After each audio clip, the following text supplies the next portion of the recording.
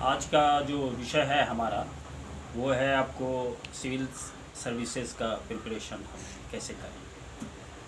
तो हर उस युवा का ख्वाब होता है आईएएस बनना, यूपीएससी करना, सिविल सर्वेंट बनना, जिसमें मेहनत करने का जज्बा होता है। जिन स्टूडेंट में मेहनत करने का जज्बा होता है वो इसी फील्ड को चुनते हैं, सिविल सर्विसेज को। और लेकिन होता क्या है कि सही रणनीति नहीं होने के कारण बहुत से लोग वापस हो जाते हैं। जानकारी होती है, 5 साल 10 साल की तैयारी होने के बावजूद भी वो अंतिम रूप से चयन नहीं हो पाते हैं और वो बाहर हो जाते हैं। तो इसी को ख्याल में रखते हुए मैं ये वीडियो लाया कि कैसे हम सिविल सर्विसेज का प्रिपरेशन करें। तो जैसा कि हमने फर्स्ट फेज में बताया था कि फर्स्ट फेज में हम एनसीईआरटी जो हमारा बुक्स है, जितने सारी बुक्स हैं एनसीईआरटी की जो आपको शायद पता हो, उनको 10 बार पढ़ना होता है। उसके बाद सेकंड स्टेप होता है कि आप सिलेबस उठाएं। सिलेबस उठा करके टॉपिक चैप्टर को चुनें और उस चैप्टर से रिलेटेड जो 10 वर्षों का जो क्वेश्चन बैंक होता है, उस क्वेश्चन बैंक को chapter wise topic chapter wise पहले चैप्टर वाइज जो क्वेश्चंस पूछे गए क्वेश्चंस हैं, प्रश्न हैं, उसको आप एक डायरी बना लें, एक कॉपी बना लें और उस चैप्टर से रिलेटेड जितने सारे प्रश्न हैं 10 सालों का, मैं ऑप्शनल की बात कर रहा हूँ, 10 सालों का, उसको आप एक जगह कर लें। इसी तरह से प्रत्येक सिलेबस के अनुसार प्रत्येक चैप्टर का आप वो 10 ईयर्स से जितने सारे क्वेश्चन हैं उनको आप एक जगह कलेक्ट करें। कलेक्ट करने के बाद आप देखेंगे उसको आप 3 कैटेगरी में डालें। फर्स्ट कैटेगरी में होता है क्या कि आपको एक ऐसा प्रश्न आएगा, टॉपिक आएगा जो कि उसका रिपीटेशन अल्टरनेट ईयर होता रहता है, उसको फर्स्ट कैटेगरी में। वो एक होता है टॉपिक कि 1-2 ईयर छोड़ करके, मतलब गैप दे दिया जाता है, गैप के बाद दिया जाता है, उसको सेकंड कैटेगरी में डालें। और थर्ड जो 2 साल 3 साल पूछ दिया जाता है कभी कभार, तो उसको थर्ड कैटेगरी में डालें। इस तरह करके हम जो अपना स्ट्रेटजी बना सकते हैं। और इससे संबंधित जो दूसरी महत्वपूर्ण बात है कि मटेरियल हम कहाँ से कलेक्ट करें। तो मटेरियल के लिए जो ऑप्शनल हमारा सब्जेक्ट होता है, आप एक एनसीईआरटी बुक ले लें। दूसरी जो करीब 10 सालों से जो कोचिंग इंस्टीट्यूट है उनका आप क्लास नोट्स ले लें। और तीसरी है आपको इग्नू मटेरियल्स।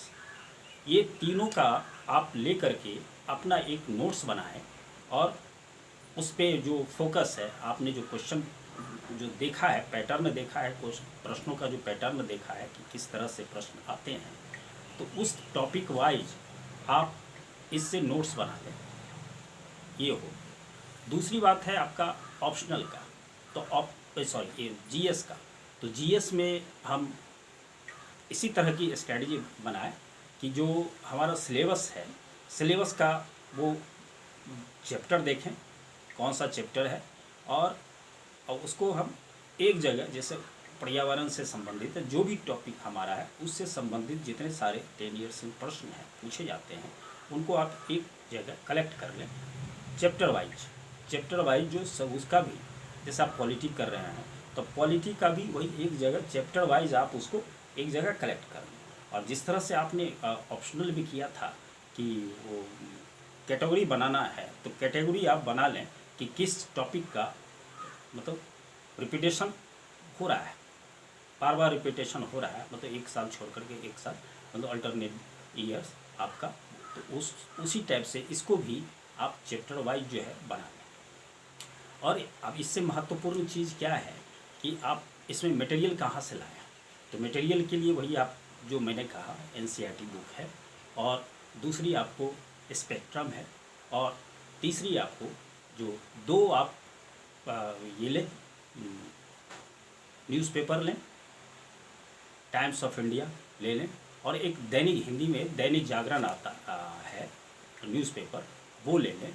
और आपको ये जो 10 इयर्स का आप जो एनालाइज करेंगे, तो एनालाइज करने से आपको एक खाका बन जाएगा कि जो न्यूज़पेपर है और न्यूज़पेपर में जो आप पढ़ेंगे तो उसमें आपको लग जाएगा कि कौन सा इम्पोर्टेंट है और कौन सा नहीं है इम्पोर्टेंट। तो कौन सा इम्पोर्टेंट है तो उसको आप कटिंग कर लें, कटिंग करके एक फाइलिंग कर लें, फाइल बना लें, और फाइल बना करके बस ये चीज़, एक स्पेक्ट्रम और दूसरा आपको वही पेपर का कटिंग, और तीसरी आपको स्पेक्ट्रम, ये आप तीनों का में मतलब ज्वाइंट करके आप तीनों के कम्बिनेशन से आप अपना एक नोट्स बना लें, और नोट्स को वही 10 इयर्स का जो क्वेश्चन है उसके बाद थर्ड में आप उसका प्रैक्टिस करने लगें। और एक महत्वपूर्ण चीज़ और आती है, मैंने एक वीडियो में इस तरह का जिक्र किया है कि एनसीईआरटी को कैसे पढ़ें, उसके बारे में भी एक मैंने वीडियो डाला है।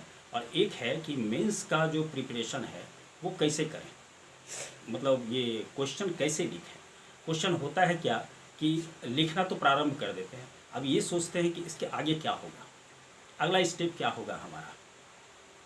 तो इसके लिए आप भी तो है कि लोग ये कहते हैं कि उसको लिखिए, जितना प्रैक्टिस करना है प्रैक्टिस कीजिए। ये तो ठीक है, बहुत है, ये तो आप एकदम बेहद ही ज़रूरी चीज़ है। तो लेकिन लिखेंगे क्या, ये हमारा महत्वपूर्ण प्रश्न होता है। और कैसे लिखेंगे, तो आप जिस टॉपिक को लेकर वो चलने हैं, तो सबसे पहले एक मोटा मोटी खाका मेन पॉइंट्स आपके मतलब ये माइंड में सेट कर दें कि ये टॉपिक का कौन कौन सा पॉइंट हो सकता है। तो मेन पॉइंट जो होता है उसको आपको मतलब आप सेट होना माइंड में ज़रूरी है, और ये सेट होना ज़रूरी है। बस एक चीज़ है कि पढ़ाई का मतलब होता है, स्टडी का मतलब होता है रिवीजन। आप जब तक किसी भी चीज़ को बार बार रिवीजन नहीं करेंगे, तब तक एक टाइम टेबल बना करके कि रूटीन बना करके जब तक उसका बार बार रिवीजन नहीं करेंगे, तो वो आपके दिमाग में कोई भी बात जो है सेट नहीं करेगी। और तो बस इस बात को आप जहन में रखिए, और अपनी तैयारी में पूरी तन्मयता के साथ भिड़ जाइए, पूरी फोर्स लगा दीजिए। हम जानते हैं कि सिविल सर्विसेज के जो एस्पिरेंट होते हैं बहुत ही मेहनती होते हैं, और अपना सब कुछ वो निछावर कर देते हैं उसमें, और जो सोचते हैं उनमें ये जज्बा होता है, उनमें ये कैपेसिटी होती है इस तरह की बात को करने की, और वो आप इस तरह की रणनीति बनाएं, ऊपर वाले का नाम लें, ऊपर स्मरण करें, और पक्का आपको सफलता मिलेगी। आज के वीडियो में बस इतना ही।